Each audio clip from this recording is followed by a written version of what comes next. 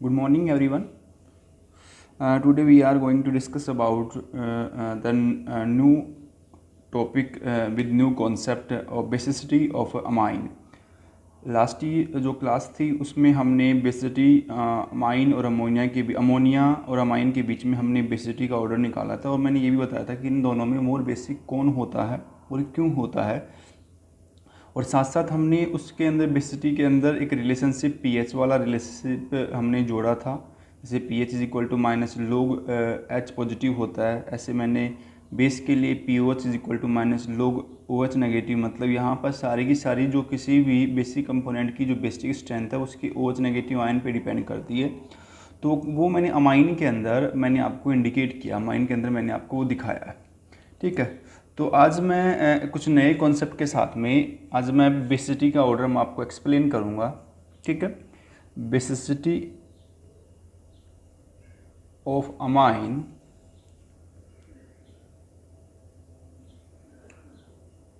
ठीक है, explain by following concept. ठीक है, कुछ अलग अलग कॉन्सेप्ट के अकॉर्डिंग मैं अमाइन की बेसिसिटी मैं एक्सप्लेन करूँगा। लास्ट वाली क्लास में मैंने तुम्हें ये तो बता दिया था कि RnH2 जो है, तो लास्ट वाली क्लास में क्या बताया था कि भाई RnH2 जो है वो मोर बेसिक होता है किससे, अमोनिया से। ये मैंने कंफर्म किया था क्योंकि इसका अमोनियम आयन मोर स्टेबल था। ठीक है, और इस वजह से इसकी बेसिसिटी भी क्या थी, ज़्यादा थी। अब यहाँ पर उन्हीं चीज़ों को मैं थोड़ा और मैं यहाँ पर जो बेसिसिटी का ऑर्डर एक्सप्लेन करूँगा उसमें different types of amine in between relationship की मैं बात करूँगा। मतलब हमें पता है कि अमाइन जो है उसकी 3 टाइप वेरी करती हैं। ठीक है, कौन कौन सी वेरी करती है? 1 डिग्री अमाइन, 1 डिग्री अमाइन और 2 डिग्री अमाइन और 3 degree amine. 3 degree amine, 1 degree amine, 2 degree और 3 डिग्री। तो मतलब यहाँ 1, 2 और 3 डिग्री अमाइन, इन तीनों के बीच में बेसिसिटी किस तरीके से वेरी करती है एक दूसरे के रेस्पेक्ट में, उन कॉन्सेप्ट को मैं एक्सप्लेन करूँगा यहाँ पर, और इनका ऑर्डर अरेंज करूँगा। तो यहाँ पर अपने को इनकी ऑर्डर की अरेंजमेंट के लिए मुझे क्या क्या चीज़ें देखनी पड़ेगी साथ में, और स्टेट ऑफ नेचर का भी कुछ ना कुछ इफेक्ट यहाँ पर इनकी बेसिसिटी पे होगा कि मतलब कि गैसेस फेज में है या लिक्विड फेज में है, उसका भी कहीं ना कहीं हमें बेसिसिटी के ऊपर क्या देखने को मिलेगा, इफेक्ट देखने को मिलेगा यहाँ पर। ठीक है, तो यहाँ पर सबसे पहले मैं कॉन्सेप्ट समझाता हूँ किसके आधार पर। यहाँ पर फर्स्ट कॉन्सेप्ट एक्सप्लेन करेंगे हम, प्लस आई इफेक्ट, मतलब इंडक्टिव इफेक्ट, इंडक्टिव इफेक्ट के आधार पर। ठीक है, इंडक्टिव इफेक्ट की आपको पता है कि 2 टर्म वेरी करते हैं, एक इलेक्ट्रॉन डोनेटिंग और एक इलेक्ट्रॉन विड्रॉइंग। मतलब एक प्लस आई होता है, एक माइनस आई होता है। आप ये अच्छे से जानते हैं कि यहाँ पर जुड़ने वाला जो एल्काइल ग्रुप है, आप जानते हैं कि यहाँ जुड़ने वाला जो एल्काइल ग्रुप होगा वो क्या होगा, वो इलेक्ट्रॉन डोनर होगा। ठीक है, इलेक्ट्रॉन डोनर मतलब इलेक्ट्रॉन डोनेटिंग की तरीका करेगा, काम करेगा। ठीक है, अब अपने को यहाँ देखना है कि यहाँ पर इन डिग्री ऑफ अमाइन के अंदर गैसियस फेज के अंदर ऑर्डर क्या वेरी कर रहा है। गैस फेज के अंदर जो ऑर्डर आएगा वो किस तरीके से यहाँ पर वेरी कर, मतलब मैंने तीनों अमाइन गैसियस फेज में लिए और यहाँ पर उनकी बेसिसिटी का ऑर्डर क्या वेरी कर रहा है। तो बोल गैस फेज के अंदर बेसिसिटी का ऑर्डर वेरी कर रहा है। बोल सबसे कम जो है बेसिसिटी वो है हमारे पास में अमोनिया की, फिर ज़्यादा किसकी है 1 डिग्री अमाइन की, फिर ज़्यादा किसकी है 2 डिग्री अमाइन की, और सबसे ज़्यादा बेसिसिटी किसकी है 3 डिग्री अमाइन की। मतलब ये 1 डिग्री अमाइन, 2 डिग्री अमाइन और 3 डिग्री अमाइन, मतलब ये बेसिसिटी का ऑर्डर है। किस फेज में है बेसिसिटी का ऑर्डर? गैसियस फेज के अंदर ये बेसिसिटी का ऑर्डर है। तो मतलब यहाँ से इधर जाने पर बेसिसिटी कंटिन्यू क्या हो रही है, इंक्रीज हो रही है। क्यों हो रही है वो मैं एक्सप्लेन करता हूँ। देखो यहाँ पर मैंने क्या कहा कि R जो होता है वो इलेक्ट्रॉन डोनेटिंग होते हैं, और electron donating group electron density को बढ़ाते हैं। इलेक्ट्रॉन डेंसिटी क्या करते हैं, इंक्रीज करते हैं। और जो कंपोनेंट की इलेक्ट्रॉन डेंसिटी अगर इंक्रीज होगी तो वहाँ पर उसका स्टेबिलिटी करैक्टर भी क्या होगा, इंक्रीज होगा। और यहाँ पर बनने वाला जो अमोनियम जो आयन होगा, मतलब ये एसिड के साथ रिएक्शन करेगा तो अमोनियम आयन में चेंज होगा, तो वहाँ बनने वाला अमोनियम आयन उतना ही क्या होगा, मोर स्टेबल होगा, जितना ज़्यादा उसकी डेंसिटी होगी। और जितनी ज़्यादा स्टेबिलिटी उसकी जितनी ज़्यादा होगी तो उसके एच लॉस करने का टेंडेंसी उतना कम और गेन टेंडेंसी उतना ही क्या होगा, ज़्यादा होगा। और आपको ये अच्छे से जानते हो कि एच लेने वाला कंपोनेंट बेस होता है, एच देने वाला एसिड होता है। तो यहाँ क्या हुआ कि number of alkyl group increase होने की वजह से, सिंपल लैंग्वेज में, तो इधर से इधर जाने पर क्या कह रहा है, नंबर ऑफ एल्काइल ग्रुप क्या हो रहा है, इंक्रीज हो रहा है। और एल्काइल ग्रुप बढ़ने से यहाँ पर इलेक्ट्रॉन डेंसिटी क्या हो रही है, इंक्रीज हो रही है। और डेंसिटी अगर इंक्रीज हो रही है तो अमोनियम आयन जो बनेगा उसका स्टेबिलिटी करैक्टर भी क्या हो रहा है, इंक्रीज हो रहा है। और स्टेबिलिटी बढ़ने के साथ साथ कंपोनेंट की बेसिसिटी भी क्या होगी, इंक्रीज हो रही है। बेसिसिटी क्या हो रही है, इंक्रीज हो रही है। मतलब सिंपल सी बात है कि एक बनने वाला अमोनियम आयन आपके पास में ये है, एक अमोनियम बनने वाला आपके पास में ये है, ठीक है, दो अमोनियम आयन हो गए ना, एक ये है। तो इन दोनों में कौन मोर अमोनियम आयन स्टेबल होगा, तो ये वाला स्टेबल होगा, क्योंकि इसके अंदर गैसेस फेज के अंदर इसके अंदर इलेक्ट्रॉन डेंसिटी का जो करैक्टर है वो इसके कंपेयर में क्या होगा, ज़्यादा होगा। तो इसलिए यहाँ पर इसका बेसिक करैक्टर क्या होगा, गैसेस फेज के अंदर मोर होगा, ठीक है। ये बात की हमने अंदर, मतलब इसके अंदर ये एच के लूज करने का टेंडेंसी क्या होगा, कम होगा देन कंपेयर 1 डिग्री के अंदर, क्योंकि 1 में एक इलेक्ट्रॉन डोनर है, इसमें कितने इलेक्ट्रॉन डोनर, 3। तो यहाँ पर डेंसिटी करैक्टर जो अमोनियम आयन के अंदर जो पॉजिटिव चार्ज है वो यहाँ पर जल्दी क्या होगा, डिस्पर्स होगा देन कंपेयर इसके। तो यहाँ जल्दी न्यूट्रलाइज होगा देन कंपेयर इसके। तो यहाँ जल्दी स्टेबल होगा देन कंपेयर इसके। तो यहाँ मोर स्टेबल होगा देन कंपेयर इसके। तो इसलिए इसकी बेसिसिटी भी क्या होगी यहाँ पर ज़्यादा, क्योंकि मैंने कहा कि बेसिसिटी डायरेक्टली प्रोपोर्शनल होती है इलेक्ट्रॉन डेंसिटी के, ठीक है। ये बात की हमने इसके अंदर। अब आगे हमारे पास में जो टर्म है, तो सिंपल सा ऑर्डर क्या याद रखना अपने को, गैसेस फेज के अंदर ऑर्डर हो गया सबसे ज़्यादा बेसिसिटी 3 की, फिर 2 की और फिर 1 का। तो ये आया बेसिसिटी का ऑर्डर किस फेज में, गैस फेज के अंदर, ठीक है। ये बात की हमने इसके अंदर, तो ये आपको समझ में आया होगा। अब है इसका सेकंड जो कॉन्सेप्ट हमारे पास में, ये फर्स्ट हुआ हमारे पास में इसका, ठीक है। अब जो मैं बात करूँगा वो है सेकंड कॉन्सेप्ट की बात करेंगे हम। सेकंड कॉन्सेप्ट है सोल्वेशन इफेक्ट, ठीक है। सोल्वेशन इफेक्ट या क्या देखेंगे इसमें हम, हाइड्रोजन बॉन्डिंग। मतलब हाइड्रोजन बॉन्डिंग अगर बन जाएगी तो उसका सोल्वेशन अपने आप हो जाएगा, घुल अपने आप जाएगा, कहने का मतलब टर्म अगर हम बात करें तो, ठीक है। तो सेकेंड टर्म में हम क्या बात कर लें कि सर सोल्यूशन इफेक्ट वाले टर्म की बात कर लेते हैं। अब कह रहा है कि यहाँ पर कंपोनेंट के अंदर अकॉर्डिंग टू सोल्यूशन इफेक्ट जो है वो क्या ऑर्डर डिसाइड होगा बेसिसिटी का, उसकी मैं बात करता हूँ। तो यहाँ पर क्या कहता है कि according to hydrogen bonding order जो है वो थोड़ा डिफरेंट होगा। बोल कैसे होगा सर, वो सर देखो, वो सर हमारे पास में सोल्यूशन इफेक्ट और हाइड्रोजन बॉन्डिंग, तो मतलब यहाँ पर क्या कर रहा है मेरे पास में सर, ये मेरे पास में है 1 डिग्री अमाइन, ठीक है। ये मेरे पास में है 2 डिग्री अमाइन, ठीक है। ये हमारे पास में क्या है, 2 डिग्री अमाइन है। ये मेरे पास में है 3 डिग्री अमाइन, ठीक है। अमोनियम आयन 3 डिग्री वाला, ये 1 डिग्री 2 और ये क्या है मेरे पास में 3 वाला है, हो गया। अब इसके अंदर हम क्या देखते हैं कि किस अमाइन के अंदर, डिग्री ऑफ अमाइन के अंदर हाइड्रोजन बॉन्डिंग का जो extent of hydrogen bonding character सबसे ज़्यादा है। तो वो सर सबसे ज़्यादा हाइड्रोजन बॉन्डिंग ये वाला करेगा वाटर के साथ में। सॉल्यूशन इफेक्ट देखें तो वाटर में घोल रहे हैं हम इसको, इन एक्वा सॉल्यूशन अपने को, इन एक्वस मीडियम में क्या देखना, अपने को ऑर्डर देखना अब अमाइन की बेसिसिटी का, ठीक है। OH2 OH2 OH2 3 hydrogen bond हो रही है यहाँ पर, 1 यहाँ कितने जुड़े 2, यहाँ पर कितने जुड़े कंपोनेंट के अकॉर्डिंग अगर हम बात करें तो यहाँ 1 जुड़ा, मतलब यहाँ डिग्री ऑफ यहाँ हाइड्रोजन बॉन्डिंग करके कितना है 1 2 3, यहाँ कितना है 1 और 2, यहाँ कितना है 1। तो यहाँ पर मतलब इधर से इधर जाने पर extent of hydrogen bonding character क्या होगा, डिक्रीज हो रहा है, ठीक है। और जब extent of hydrogen bonding character अगर क्या हो रहा है हमारे पास में अगर डिक्रीज हो रहा है तो यहाँ पर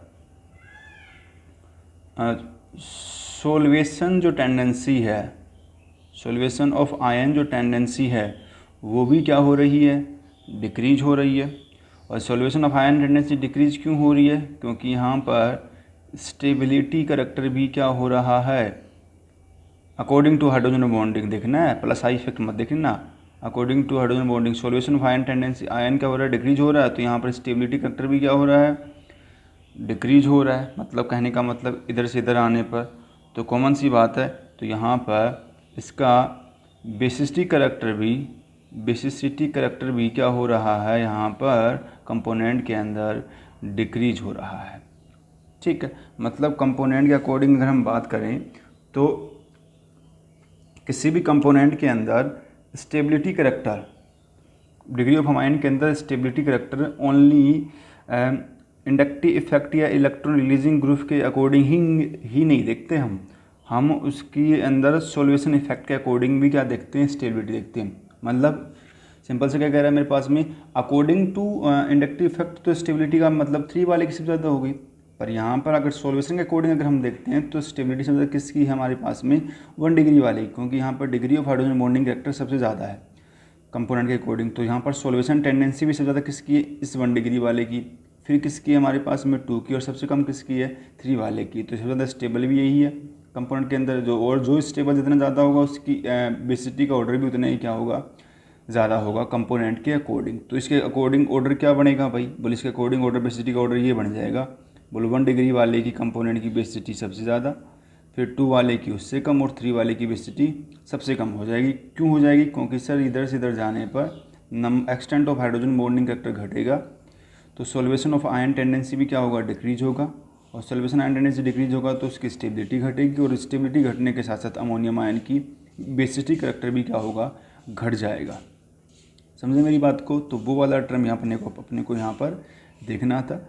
और यहाँ पर देखो जो आयन हमने जो यूज़ किया है, कहने का मतलब जिस आयन का साइज़ इतना बड़ा होगा, तो सबसे बड़ा आयन तो साइज़ इसका है यहाँ पर, जब तक हाइड्रोजन बॉन्डिंग नहीं हुआ था सबसे बड़ा आयन ऑफ साइज़ इसका कंपोनेंट के अकॉर्डिंग, और जहाँ साइज़ ऑफ आयन इतना ज़्यादा होगा क्योंकि एल्काइल ग्रुप ज़्यादा है ना भाई इसके अंदर, तो यहाँ पर कंपोनेंट के अंदर सोल्वेशन की टेंडेंसी भी उतनी ही क्या होगी, कम होगी। तो यहाँ पर according to solvation effect basicity का ऑर्डर क्या आ गया यहाँ पर 1 डिग्री वाले की सबसे ज़्यादा बेसिसिटी ऑर्डर, फिर 2 डिग्री का, और सबसे कम बेसिसिटी किसकी होगी, 3 वाले की। तो मतलब भाई एक नया बेसिसिटी ऑर्डर जनरेट हो गया इस तरीके से, ठीक है। अब हम बात करें किसकी, कंपोनेंट के अकॉर्डिंग। बोले सर अब हम बात करते हैं थर्ड जो फैक्टर है, थर्ड फैक्टर का है स्टेरिक फैक्टर, ठीक है। Third factor in aqueous solution ही देखते हैं। तो स्टेरिक फैक्टर के अकॉर्डिंग क्या कह रहा है कि अगर सर यहाँ पर ये कहता है कि आर का साइज चेंज होने के साथ साथ यहाँ पर आर का साइज़ अगर चेंज होगा ना, तो आर के साइज़ के चेंज होने की वजह से चेंज अगर होगा तो यहाँ पर बेसिसिटी का ऑर्डर जो है वो भी क्या होगा, चेंज हो जाएगा भाई। अगर आर का साइज़ अगर चेंज होगा तो बेसिसिटी का ऑर्डर भी चेंज होगा। तो मतलब कॉमन सा टर्म क्या कह रहा है कि यहाँ पर अमाइन कंपोनेंट की बेसिसिटी निकालने के लिए अमाइन कंपोनेंट का जो बेसिसिटी ऑर्डर है वो यहाँ पर ओवरऑल जो ऑर्डर निकलेगा वो 3 कॉन्सेप्ट को मिला के निकालना अपने को। मतलब किस किस को, प्लस आई इफेक्ट को लेकर के निकालेंगे, प्लस में सोल्वेशन इफेक्ट को लेकर के, और अब जो लास्ट में जो ओवरऑल और साथ में स्टेरिक फैक्टर को लेकर क्या निकालेंगे, ओवरऑल। मतलब अब जो ओवरऑल जो ऑर्डर अपने को फाइंड आउट करना है वो इन तीनों फैक्टर का ओवरऑल देखना है, ठीक है। मतलब ये तीनों फैक्टर एक प्रॉपर रेशो में किस में सबसे ज़्यादा वेरी करते हैं, तो मैं आपको दिखाता हूँ, देखना भाई। अकॉर्डिंग टू प्लस आई 3 में सबसे ज़्यादा है और 1 में सबसे कम हो गया।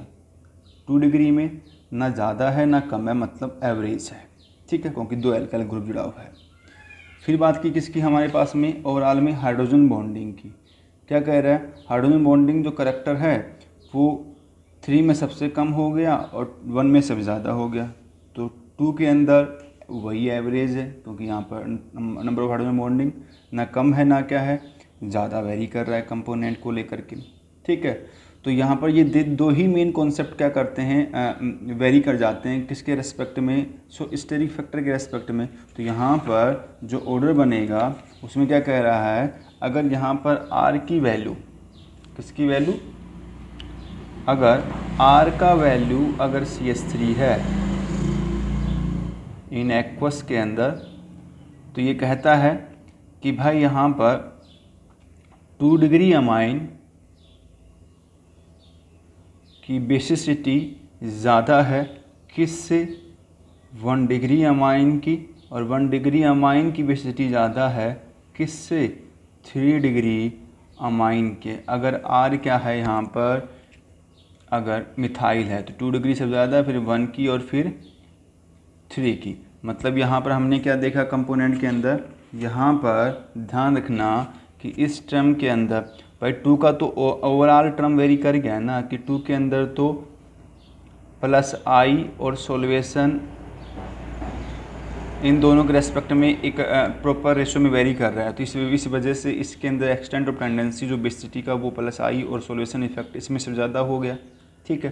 तो इसमें एक ज़्यादा है, इसमें देखो हाइड्रोजन बॉन्डिंग ज़्यादा है तो प्लस आई कम है, इसमें प्लस आई ज़्यादा है तो हाइड्रोजन बॉन्डिंग करेक्टर कम है। ये वो वाला है जिसमें प्लस आई और सोल्यूशन है, मतलब हाइड्रोजन बॉन्डिंग का करेक्टर एक प्रॉपर रेशो में है, ना कम ना ज़्यादा, इसलिए 2 डिग्री वाला तो हमेशा सबसे ज़्यादा हो गया। इन दोनों में अगर आर का अगर साइज छोटा है तो उस दौरान यहाँ पर 1 डिग्री का ज़्यादा हो जाएगा 3 से। मतलब अगर आर अगर मिथाइल है तो ध्यान रखना हाइड्रोजन बॉन्डिंग जो करेक्टर है, हाइड्रोजन बॉन्डिंग या सोल्यूशन जो इफ़ेक्ट है वो डोमिनेंट हो जाएगा किस पे, dominant of plus I effect पे। मतलब वहाँ पर हाइड्रोजन बॉन्डिंग की टेंडेंसी ग्रेटर देन हो जाएगी देन कंपेयर प्लस आई के। मतलब वहाँ पर हाइड्रोजन बॉन्डिंग ज़्यादा डोमिनेंट होगा देन कंपेयर प्लस आई की। पर अगर आर का अगर आपका आर अगर C2H5 है तो भाई 2 डिग्री वाला तो सबसे ज़्यादा होगा ही बेसिक, ठीक है, 2 डिग्री वाला सबसे ज़्यादा, ठीक है, उसमें कोई शक नहीं है। पर यहाँ पर क्या कह रहा है कि अब 3 डिग्री वाले की बेसिसिटी ज़्यादा हो जाएगी देन कंपेयर 1 डिग्री से। मतलब 3 वाले की बेसिसिटी ज़्यादा हो जाएगी किससे, 1 वाले से। मतलब ये तो ओवरऑल है ही भाई, ठीक है, पर अभी 3 ज़्यादा क्यों हो गया 1 से, तो उसके पीछे रीज़न सुनो। तो यहाँ क्या देखना है कि अगर एल्काइल ग्रुप अगर है तो वहाँ पर प्लस आई और यहाँ स्टेरिक फैक्टर लिख देना, प्लस आई और स्टेरिक फैक्टर डोमिनेंट है देन हाइड्रोजन बॉन्डिंग के। तो यहाँ पर प्लस आई और स्टेरिक फैक्टर डोमिनेंट हो गया किस पे, हाइड्रोजन बॉन्डिंग के। तो यहाँ पर ऑर्डर क्या आया 2 3 1। तो भाई ओवरऑल ऑर्डर जो निकल के अपने पास में आया है वो क्या आया, इसके लिए क्या आया भाई 2 1 3। अगर आर अगर CH3 है तो अगर यहाँ क्या है मेरे पास में कंपोनेंट के अकॉर्डिंग, यहाँ कंपोनेंट के अकॉर्डिंग क्या आया भाई, यहाँ आया कंपोनेंट के अकॉर्डिंग 2 3 1। तो ओवरऑल यहाँ पर वेलोसिटी का ऑर्डर ये आया कंपोनेंट के अकॉर्डिंग। तो भाई 4 ऑर्डर यहाँ पर बने। गैसियस फेज में अगर आपको देखना है तो उस दौरान आपका ऑर्डर क्या रहेगा, 1 डिग्री 3 डिग्री, 2 डिग्री और 1 डिग्री सबसे ज़्यादा होगा। इस तरीके से सॉल्यूशन इफेक्ट में बिल्कुल रिवर्स होगा, 1 डिग्री, 2 डिग्री और 3 डिग्री वाला यहाँ पर वेरी करेगा, ठीक है। और यहाँ पर स्टेरी फैक्टर में अगर हम बात करेंगे तो यहाँ पर स्टेरी फैक्टर दो ओवरऑल टर्म के अकॉर्डिंग क्या करेगा, काम करेगा बेसिसिटी को लेकर के। तो वो ओवरऑल टर्म क्या आएगा, उसके अकॉर्डिंग मैंने यहाँ पर ये बेसिसिटी का ऑर्डर आपको समझाया है। तो आई होप आपको ये बेसिसिटी का टर्म समझ में आया होगा, ठीक है। अकॉर्डिंग टू स्टेट क्या होता है, बेसिसिटी का ऑर्डर भी क्या होता है, चेंज होता है। अपने को देखना है कि बनने वाला बेसिसिटी कंपोनेंट के अंदर क्योंकि मैंने कहा ना कि स्टेबिलिटी के 2 फैक्टर वेरी करते हैं, एक हाइड्रोजन बॉन्डिंग भी वेरी करता है, तो एक प्लस आई इफेक्ट भी वेरी करता है। तो जब प्लस आई वाले की बात करेंगे तब ऑर्डर कुछ अलग होगा, जब यहाँ पर हाइड्रोजन बॉन्डिंग की बात करेंगे तो कुछ ऑर्डर और होगा, और जब हम ओवरऑल निकालेंगे तब ऑर्डर क्या होगा, कुछ अलग होगा। तो यहाँ पर अपने को हर टाइप्स का ऑर्डर जो टर्म है वो अपने को पता होना चाहिए। तो यहाँ पर एरोमेटिक की बेसिसिटी का ऑर्डर जो है वो मैं तुम्हें नेक्स्ट वाली क्लास में पढ़ाऊँगा, और फिर कुछ एग्जांपल्स की मैं तुम लोगों को प्रैक्टिस करवाऊँगा इसके अंदर बेसिसिटी के अंदर, जो एनसीईआरटी में दे रखे हैं कि कौन किससे ज़्यादा मोर बेसिक क्यों है और कैसे हैं, तो उनका ऑर्डर हम किस तरीके से अरेंज करेंगे, तो उनके बारे में हम बात करेंगे। तो आई होप आपको ये समझ में आया है। फिर भी अगर कोई डाउट है तो बच्चा मेरे से क्लियर कर सकता है। और प्लीज़ सभी बच्चों से रिक्वेस्ट है, आपने वो मैसेज पढ़ा होगा जो हमने सेंड किया है, प्लीज़ आप फीस डिपॉजिट करवा दें, प्लीज़ रिक्वेस्ट आपसे, ठीक है। क्योंकि भाई हमारे बाल बच्चे हैं, तो प्लीज़ आप ना फीस डिपॉजिट करवा दिए, आपसे रिक्वेस्ट है। जिन बच्चों की पेंडिंग है वो बच्चे, मेहरबानी हो जाएगी भाई, ठीक है। तो थैंक यू, मिलते हैं नेक्स्ट क्लास में।